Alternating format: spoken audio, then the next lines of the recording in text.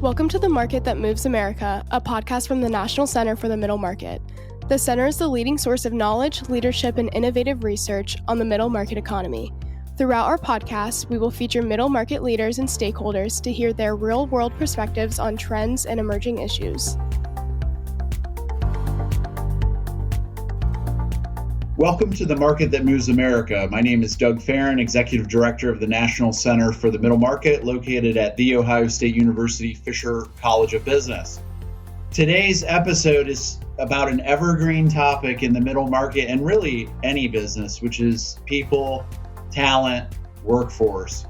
So I'm really excited about the discussion because as we've seen over the years, workforce and talent and skills gap issues and culture, all things that middle market companies continue to wrestle with as they manage their growth, rapid scaling, implementation of new technology. So we are pleased to welcome Laura Cooke from Foundry on this episode. Welcome, Laura. Thanks so much for having me. I'm glad to be here. So can you first start by telling us a little bit about yourself, your background, and about your organization, Foundry? Absolutely. So I am a mom of 4 girls. I'm a wife to 1 for 30 years, and I love business and I love learning. So my husband and I started Foundry almost 10 years ago. We really got into it about 7 years ago. And our goal was to reverse the trajectory of well-being in the United States because we think it's going in the wrong direction, despite the increase of science and research that really should be leading us in a more positive direction. So Foundry exists to help people-first leaders use learning and development to foster positive cultures and equip every member of their team with the skills to flourish. And we have a training platform, which is called Better Yet, and it's designed to allow internal champions to share a weekly topic with their teams, one of the 12 skills to flourish, and then they follow a model of learn, connect, and practice, where they share a micro video that's the expert in the room. They have thoughtful dialogue questions that are designed really to help people connect and share with each other. And then they'll have some form of a practice. That process then repeats weekly for a year. So it's a way to do deeper training, but it fits into the cadence of a weekly meeting. And we really believe when individuals flourish, organizations flourish. When each of us shows up at our best, we're going to do our best work. And organizations are only as good as the people who show up every day. So ultimately, we're trying to drive positive business results through helping people show up better, gain self-awareness, and also connect with their team and build trust. So do you work with businesses of all sizes, or do you tend to focus on a certain size? Have you found a sweet spot, in other words? I mean, I know these are topics that all businesses could benefit from, but do you have kind of a sweet spot with your client base? Absolutely. We work with companies from 7 employees all the way up to 15,000, but really our sweet spot is probably between that 100 employee and 5,000 employee mark, where they've got an HR department, but they aren't necessarily creating all of their own programs, and they're looking for outside partners to help them. Yeah. So in your experience, let's just start with kind of what are you seeing right now across the talent management landscape, and maybe more particularly, how has it changed over the last 4 to 5 years? A lot has changed, but I'd be curious to hear your thoughts on what you're seeing out in the space right now. Yeah, it's such a good question. What I see is that talent has really shifted from being a support function to more of a strategic lever. A few years ago, I feel like leaders were focused on hiring and engagement scores. And I think today people are asking, do our people have the capacity to perform at a high level? And I think that all the research backs it up. Managers account for roughly 70% of the variance in team engagement. So if your managers are burned out or underdeveloped, performance suffers, engagement declines, team engagement declines, and ultimately people leave the organization. So I think that organizations that are prioritizing well-being are reporting higher retention, stronger business outcomes. And so leaders are really connecting those dots. I think that we're moving from engagement to more of an energy focus, our mental and emotional capacity. We're moving from perks to skills, trying to really invest in skills like resilience and emotional intelligence. And then I think we're moving from being HR owned to more leader owned. I mean, manager effectiveness is really the business issue, I think, today. And, the middle market has an advantage because they're nimble enough to embed these human skills into the rhythm of work. Yeah. And how does ultimately all those things you just described, what does that mean for things like retention and career development, succession plan? Like, these are issues we hear about all the time. It's, it's such a challenge when there's competition out there for really good talent. So the things you just mentioned, how does that impact it? Well, it's, if you think about it, we often talk about like comp and benefits as being the reason why people stay at an organization. But you and I both know it's really about how someone feels about the company, how tied they are to the vision, how tied they are to their manager and the people that they work with, because people work for people. So people are engaged and stay at companies because of other people. So the job duties are important because they want to feel successful, but in a lot of cases, they can go a lot of different places and do that same job. So the differentiator is really the culture of the organization, and that's really directly tied to the people and how they treat each other. Mm-hmm. And that's where I think that like manager effectiveness, when people feel seen, heard, valued, supported, developed by their direct leader, then they are more likely to want to stay at the organization. And also the same like high trust environments increase that discretionary effort and reduce burnout, because when people feel safe, they are going to be more likely to stay and be really, really engaged. So it's all just comes back to the people and how they show up every day. Are these types of training programs and really setting up a business for the environment, for all of that to be successful? Do you find that is done formally with things like training, development class, or is it really more about the behaviors and the mindset and maybe it's like the how the leadership shows up and the way they support things? What has been your experience? So I think it's all of that. Like it's all of that, right? It's the culture, it's the behaviors of the leaders, but ultimately it's whether it's formal or informal. I think the goal is how do we help everyone understand the behaviors that we want in an organization and then show up and behave that way. And there are so many things that get in our way. You mentioned like mindsets, or there's so many challenges in the world today. And I think that when we pause and give everyone a chance to like take a breath and learn together, for me, I really think it's like magic. So I do think that the companies that are investing in learning and development and using that as a way to scale their people development and develop these whole person skills are the ones that are going to see the most success. I also just think that when people feel invested in, it drives a sense of loyalty, and then they can see a future version of themselves inside the organization. But all of that, whether it's sort of prescriptive or not prescriptive, and I think I've seen it successfully done in both ways inside organizations. Right. I think that it's about setting clear desired behaviors and then giving people an opportunity to show up that way. And then sometimes I think there's a skill gap, and that's where learning and development comes in. Yeah, sure.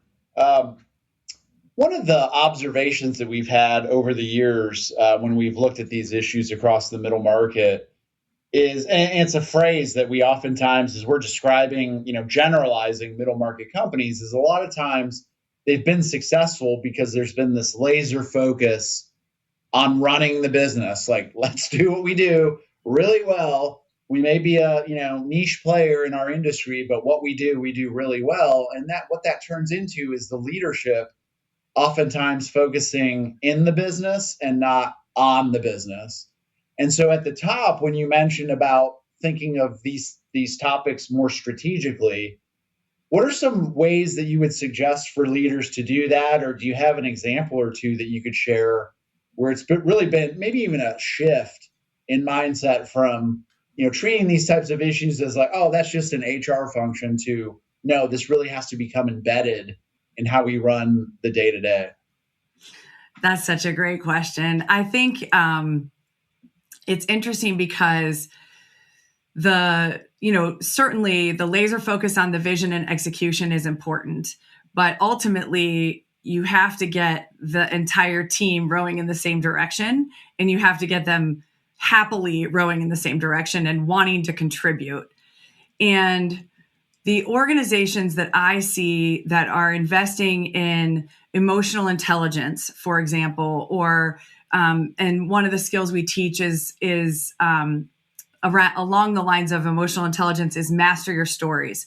So if we can start to think about the stories and that we're telling about other people inside the organization and unpack those in a way that we can transition those stories to be more, to drive more positive outcome, we sort of unlock that challenge that we have in people and teams sometimes.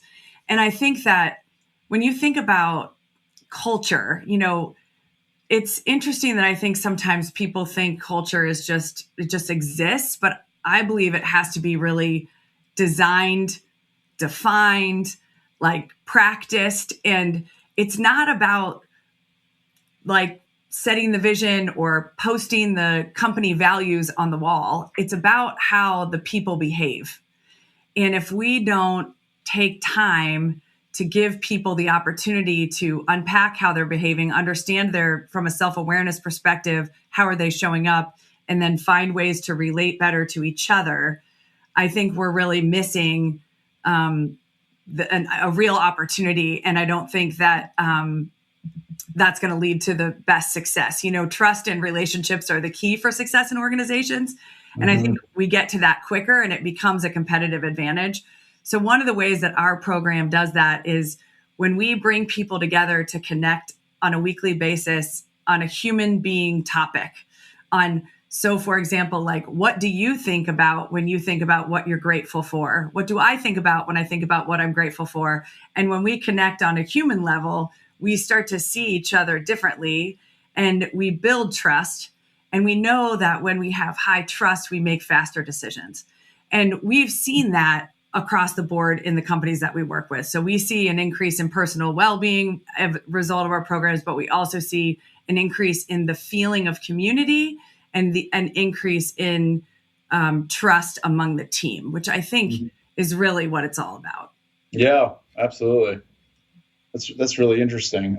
Okay, so I'm going to shift gears a little bit. I want to talk to you about the hottest topic out there right now, which is AI. There's just so much conversation. A few years ago, it was like this shiny new thing, and we've been monitoring both the utilization as well as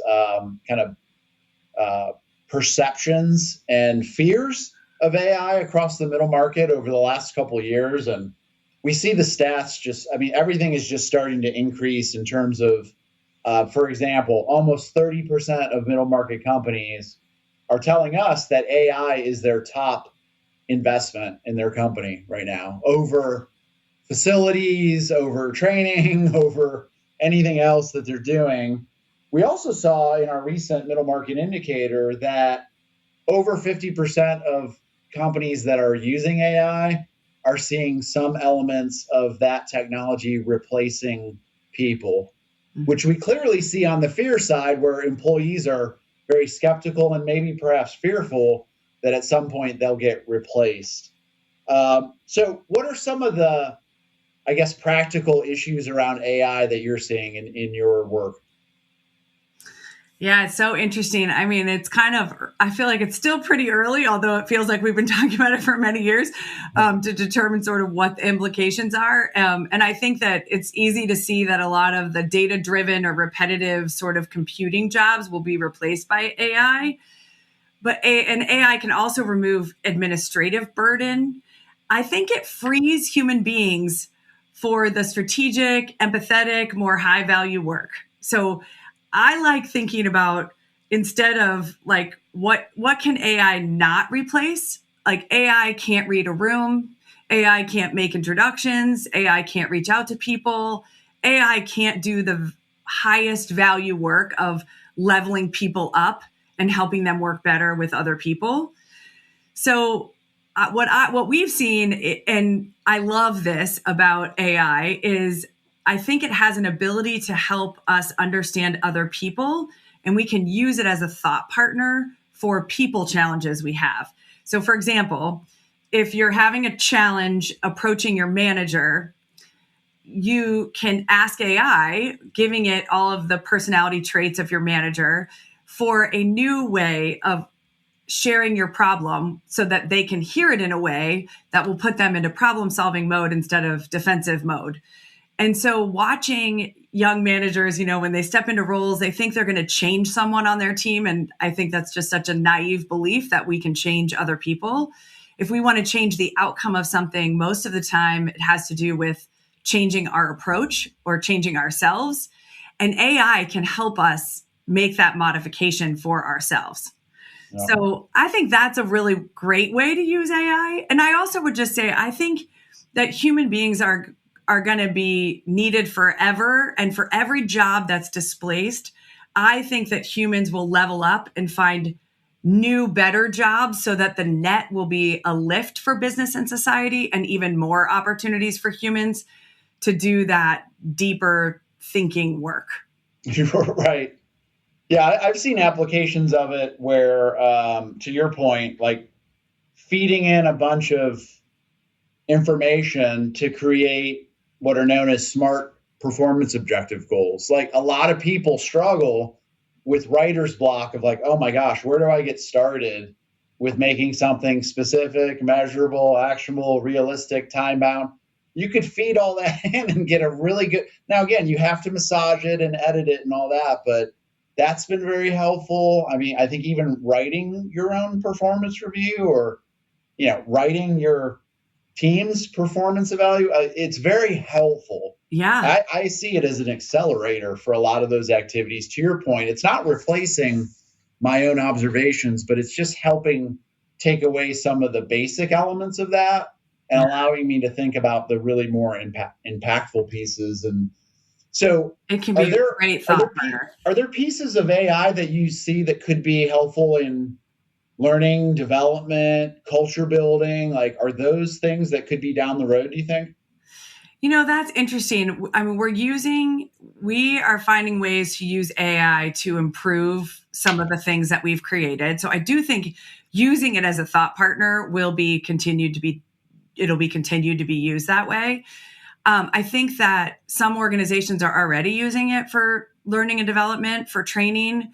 The fear that I have about that is, and the one thing I'll just say in my 8 years of running this business, that what we have discovered is that if you have a learning and development program that doesn't have human interaction involved, and I'm not saying human interaction in that you're required, and if you don't check off the box, yes, responsibility, accountability is important, but it's more of like the having a conversation around what you're learning.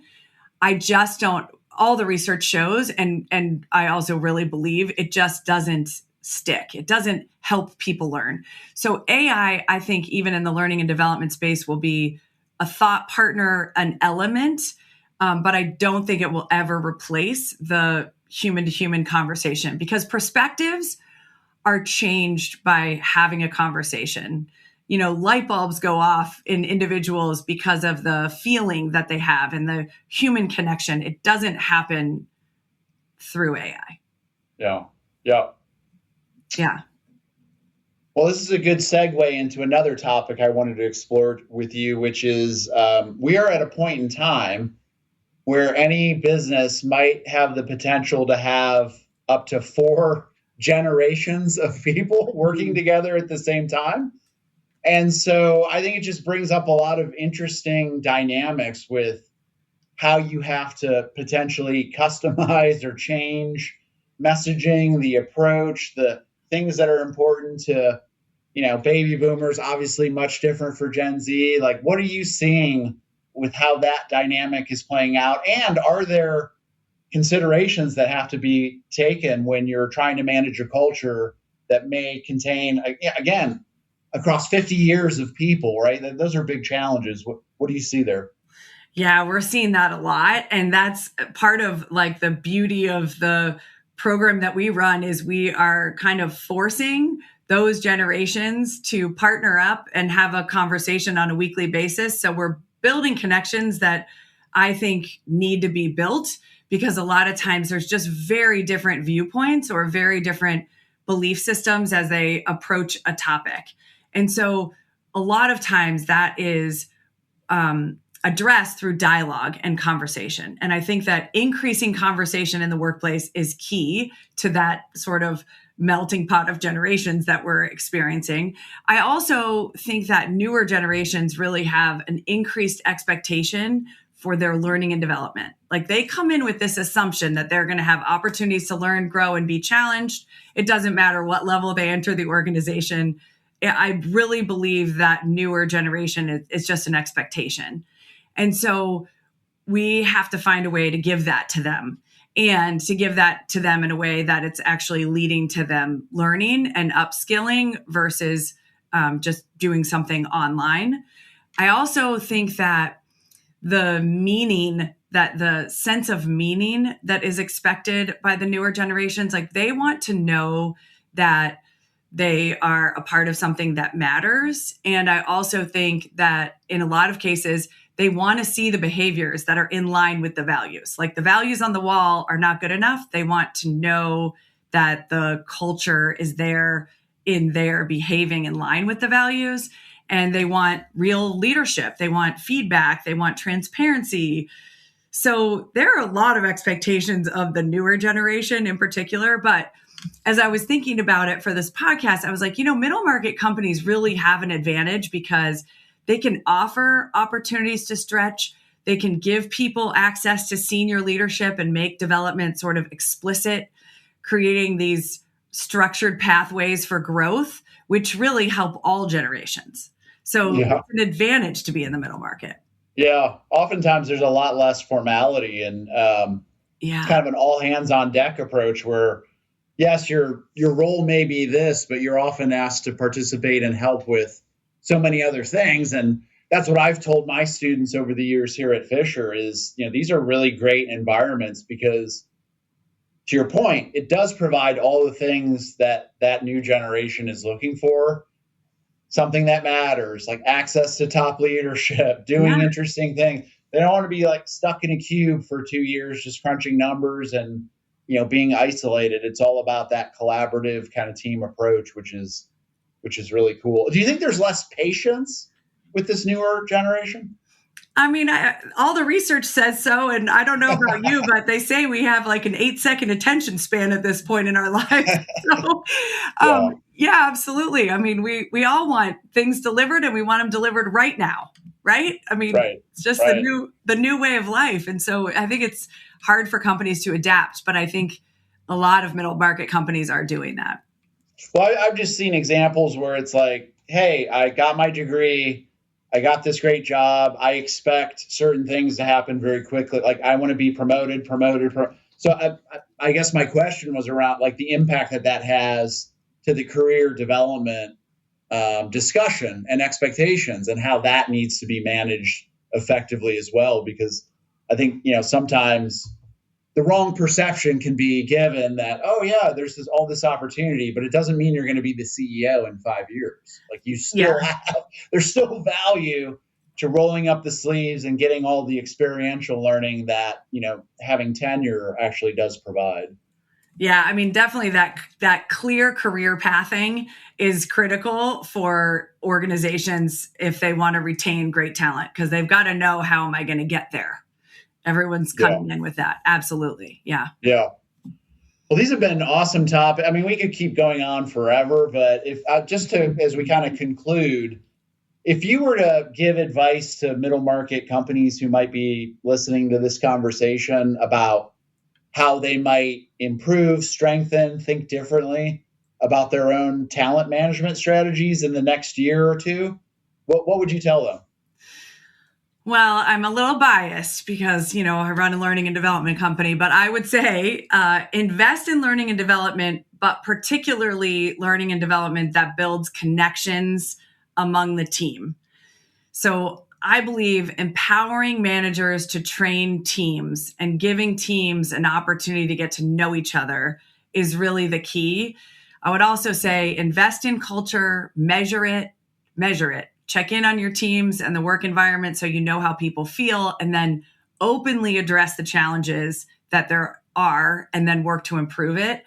Because people work for people. And if we want to attract the best talent and retain the best talent, we have to show people that through the behavior of the team. So investing in leaders and managers as they set the tone for the rest of the talent, and then investing in the team, encouraging the lived values, that positive work environment, focusing on the core purpose of the business, and then the relationships that actually make the purpose come to life. Because I think it's all about relationships. And final question, what gives you the most optimism that that's actually going to be successful, that we can build these relationships and people-focused organizations to help drive success? I would say what gives me the most optimism, especially in the middle market, is that now that we have evidence, not just intuition, that investing in people drives performance, then performance and well-being are not in conflict, they're actually connected.